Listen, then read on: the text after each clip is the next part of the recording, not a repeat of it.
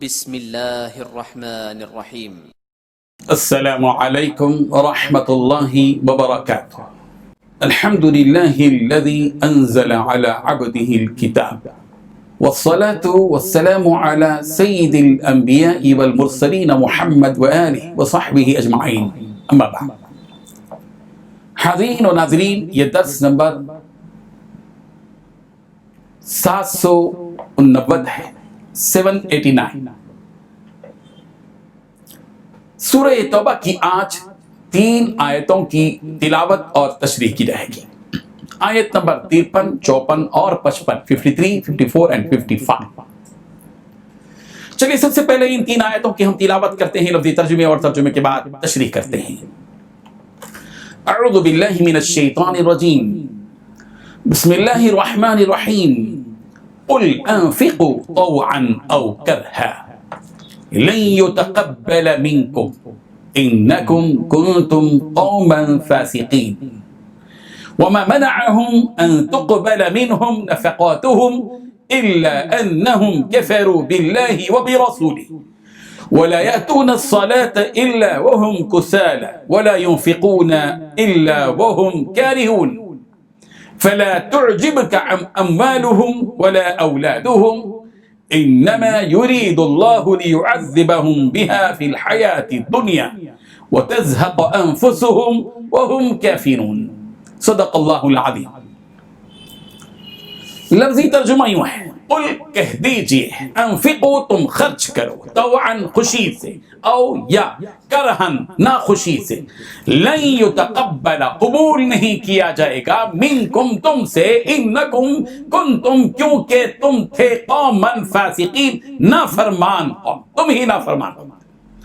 وما منعہم، اور نہیں مانع ہوا ان کے، ان یہ کہ تقبل قبول کیے جائیں، منہم ان سے، نفقاتہم ان کے صدقات، الا مگر یہ کہ انہم بلا شبہ انہوں نے کفروا کفر کیا، باللہ اللہ کے ساتھ، و برسولی اور اس کے رسول کے ساتھ، ولا یأتون اور وہ نہیں آتے، الصلاۃ نماز کو، الا مگر وہم اس حال میں کہ وہ کسالى سست ہوتے ہیں، ولا ينفقون اور وہ خرچ نہیں کرتے، الا مگر وہم کارہون ناگواری کے ساتھ۔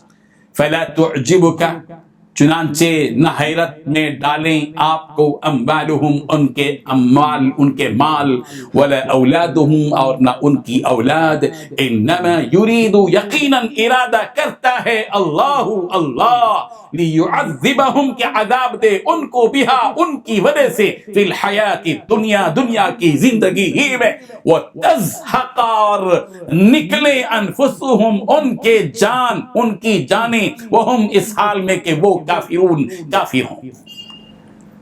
ترجمہ یوں ہے، کہہ دو کہ تم مال خوشی سے خرچ کرو یا نہ خوشی سے، تم سے ہرگز قبول نہیں کیا جائے گا، تم نافرمان لوگ ہو، اور ان کے خرچ کے قبول ہونے سے کوئی چیز مانع نہیں ہوئی سوائے اس کے کہ انہوں نے اللہ سے اور اس کے رسول سے کفر کیا، اور نماز کو آتے ہی ہیں سست اور کاہل ہو کر، اور خرچ کرتے ہیں تو ناخوشی سے۔ تم ان کے مال اور ان کی اولاد سے تعجب نہ کرنا، اللہ چاہتا ہے کہ ان چیزوں سے دنیا کی زندگی میں ان کو عذاب دے، اور جب ان کی جان نکلے تو اس وقت بھی وہ کافر ہی ہوں۔ ان 3 آیتوں میں 9 باتیں بتلائی گئی ہیں۔ پہلی بات، کہہ دو کہ تم اپنا مال چاہے خوشی خوشی چندے میں دو یا بددلی سے۔ نمبر 2، وہ تم سے ہرگز قبول نہیں کیا جائے گا۔ نمبر 3، تم ایسے لوگ ہو جو مسلسل نافرمانی کرتے رہے ہو۔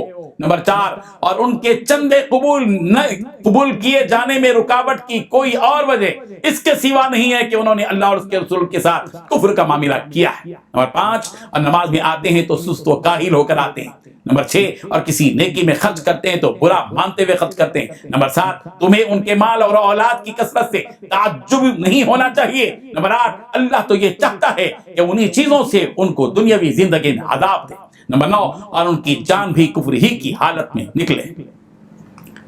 بزرگان محترم، حضرت ابن عباس رضی اللہ عنہ سے روایت ہے کہ جد بن قیس نے جنگ تبوک کے موقع پر رسول رحمت صلی اللہ علیہ وسلم کی خدمت میں پہنچ کر کہا کہ مجھے عورتوں پر قابو نہیں ہے، روم کی گوری لڑکیوں کو دیکھنے کے بعد مجھے خوف ہے کہ میں فتنے میں نہ پڑ جاؤں، اس لیے مجھے اجازت دیجیے کہ میں یہی رہ جاؤں، البتہ میں آپ کی مال کے ذریعے مدد کروں گا۔ حضرت ابن عباس رضی اللہ عنہ فرماتے ہیں کہ اسی کے بارے میں یہ آیت نازل ہوئی، قل انفقوا طوعا او کرہا لن یتقبل منکم، پیغمبر آپ فرما دیجئے کہ تم خوشی سے خرچ کرو یا ناخوشی سے، ہرگز تم سے یہ قبول نہیں کیا جائے گا۔ یہ بات دو ٹوک انداز میں کہہ دی گئی کہ منافقوں کا مال قبول نہیں کیا جائے گا، اور یہ فاسق یعنی نافرمان لوگ ہیں۔ منافقوں کے نیک کام آخرت میں انہیں کچھ بھی نفع نہیں دیں گے۔ اگر وہ جہاد کے موقع پر خرچ کرتے ہیں تو اس کا نفع ان کو آخرت میں کچھ بھی ملنے والا نہیں ہے، اس لیے کہ آخرت کا اجر و ثواب تو انہی کو ملتا ہے جن کے دلوں میں ایمان ہوتا ہے۔ آخرت میں ملنے والے بدلے کی بنیاد ایمان ہے۔ یہ منافقین اگر خرچ بھی کرتے ہیں تو وہ ریاکاری کے لیے ہوتا ہے، اخلاص کا وہاں نام و نشان نہیں ہوتا، اور وہ خرچ کرتے ہیں تو اس لیے کرتے ہیں تاکہ ان کا نفاق چھپا رہے اور لوگوں میں ان کا پول نہ کھل جائے۔ انس بن مالک رضی اللہ عنہ سے روایت ہے کہ رسول رحمت صلی اللہ علیہ وسلم نے ارشاد فرمایا، بے شک اللہ تعالیٰ کسی مومن سے ایک نیکی کا بھی ظلم نہیں کرے گا، دنیا میں اسے اس کا بدلہ عطا کیا جائے گا اور آخرت میں بھی اسے اس کا بدلہ عطا کیا جائے گا، اور کافر کو دنیا ہی میں بدلہ عطا کر دیا جاتا ہے جو وہ نیکیاں اللہ تعالیٰ کی رضا کے لیے کرتا ہے، یہاں تک کہ جب وہ آخرت میں فیصلہ ہوگا اس کے لیے کوئی نیکی نہیں ہوگی جس سے اس کا بدلہ دیا جائے۔ حضرت انس بن مالک رضی اللہ عنہ سے ایک اور روایت ہے، رسول اللہ صلی اللہ علیہ وسلم نے ارشاد فرمایا، جب کافر کوئی نیک عمل کرتا ہے تو اس کی وجہ سے دنیا سے ہی اسے لقمہ کھلا دیا جاتا ہے، اور مومن کے لیے اللہ تعالیٰ اس کی نیکیوں کو آخرت کے لیے ذخیرہ کرتا رہتا ہے اور دنیا میں اپنی اطاعت پر اسے رزق عطا کرتا ہے۔ ان منافقوں کی جانب سے ان کے خرچ کیے جانے کو قبول نہ کیے جانے کی وجہ یہ بتلائی گئی کہ انہم کفروا باللہ وبرسولہ، انہوں نے اللہ کے ساتھ اور اس کے رسول کے ساتھ کفر کیا۔ یہ ایک فطری حقیقت ہے جس کو ہم اپنے آپسی تہذیب و تمدن میں بھی محسوس کرتے ہیں۔ اگر بیوی اپنے شوہر کو شوہر ہی تسلیم نہ کرے یا شوہر اپنی بیوی کو بیوی ہی تسلیم نہ کرے اور دونوں صاف انکار کر دیں کہ وہ میرا شوہر نہیں ہے، وہ میری بیوی نہیں ہے، ایسی صورتحال میں کیا ان میں کا ایک دوسرے سے کوئی ہدیہ قبول کرے گا؟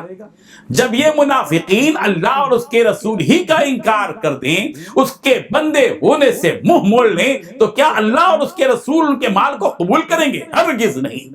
ان منافقوں کا کفر ان کے اس رویے سے سمجھ میں آتا ہے کہ جب نماز کا وقت ہوتا ہے تو یہ محسوس کر ہوتا ہے کہ ان پر کوئی مصیبت آ گئی ہے، چونکہ وہ دل سے نماز نہیں پڑھتے بلکہ لوگوں کو دکھانے کے لیے پڑھتے ہیں، اس لیے نماز میں سستی کرتے ہیں، نمازوں میں دیر سے آتے ہیں اور رکوع سجدہ بھی ٹھیک طور پر ادا نہیں کرتے۔ ان کی دھن یہ رہتی ہے کہ جلدی جلدی نماز سے نمٹ جائیں۔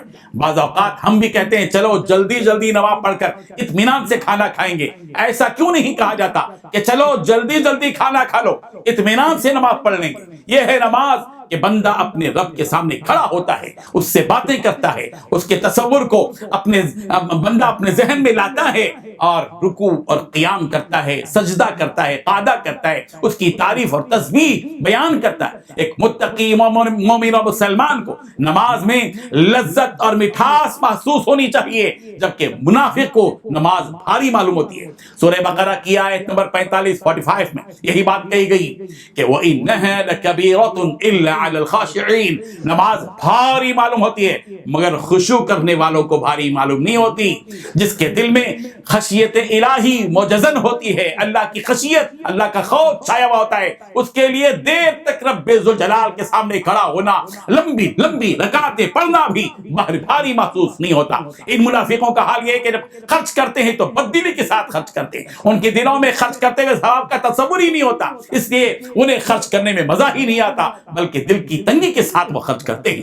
رسول رحمت صلی اللہ علیہ وسلم کو یہ بات کہی جا رہی ہے کہ پیغمبر آپ کو ان کے مال ان کی اولاد تعجب میں نہ ڈالیں، اللہ تعالیٰ یہی چاہتا ہے کہ انہیں دنیا والی زندگی میں ان چیزوں کے ذریعے عذاب دے، اور یہ کہ ان کی جانیں اس حال میں نکل جائیں کہ وہ کفر کی حالت میں ہو۔ ان کے مال اور ان کی اولاد، اس لیے آپ کو تعجب میں نہیں ڈالنا چاہیے کہ یہ مال اور اولاد اللہ کے نزدیک مقبولیت کی دلیل نہیں ہے۔ کسی کے پاس بہت زیادہ مال کا ہو جانا اور اس کے پاس کثرت سے اولاد کا ہو جانا اس کے رب ذوالجلال کی نگاہوں میں محبوب اور مقبول ہونے کی علامت نہیں ہے۔ ایسا نہیں ہے کہ جس کے پاس مال اولاد نہ ہو وہ اللہ کو پسند ہی نہیں ہے۔ کوئی شخص ہرگز یہ نہ سمجھے کہ اگر یہ کافر اور منافق اللہ کے ہاں مردود ہوتے تو ان کے مالوں اور اولاد میں کثرت نہ ہوتی۔ اللہ تعالیٰ ان کو خوب مال اور کثرت سے اولاد دے کر انہیں آزماتے ہیں۔ جب یہ اپنے مال اور اپنی اولاد پر اتراتے ہیں تو یہی مال یہی اولاد ان کے لیے عذاب کا ذریعہ بن جاتی ہے۔ اللہ تبارک و تعالی ہمیں ان حقیقتوں کو سمجھنے کی توفیق عطا فرمائے۔